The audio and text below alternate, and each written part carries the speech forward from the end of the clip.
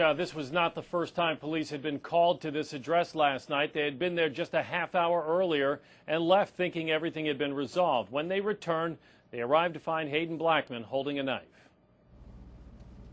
The confrontation occurred in the upstairs apartment of this home on Columbia Avenue just before midnight. When it was over, a Rochester police officer had fired his gun several times, killing 43-year-old Hayden Blackman. Neighbors were awakened by the sound of gunshots. I heard like a real big boom. So usually I thought it was like every night thing, you know, because we hear stuff like that every night. But I guess last night was the night that somebody got hurt. Police say they were responding to a call for a domestic dispute at the home. It was the second time in an hour they had been sent here. The first because Blackman's stepchildren, a 16-year-old boy and a 12-year-old girl, were fighting. When police returned, they say Blackman was holding a 6-inch folding knife up to the boy. 2 Rochester police officers responded to At a news conference this morning, Chief James Shepard said Blackman ignored repeated orders to drop the knife.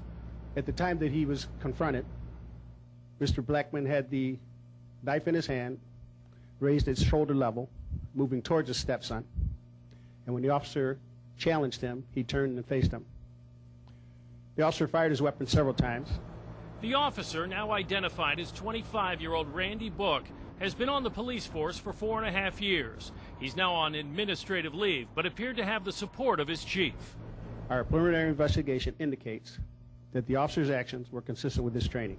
Shepard would not say just how close the officer was to Blackman when he fired, but did indicate he was less than 21 feet, the usual distance police say it takes an officer to draw his weapon and engage a threat. Oftentimes in calls for domestic disputes, police come armed with tasers, but not this time. Not all of our officers are assigned tasers. Based on our preliminary investigation, the proximity of the officers and the individual who was armed was very close, and that was not an option. Chief says they are now conducting an internal investigation as well as a criminal investigation. They'll turn over their findings to the district attorney's office for presentation to a grand jury. Officer Book will remain on administrative leave until those investigations are completed.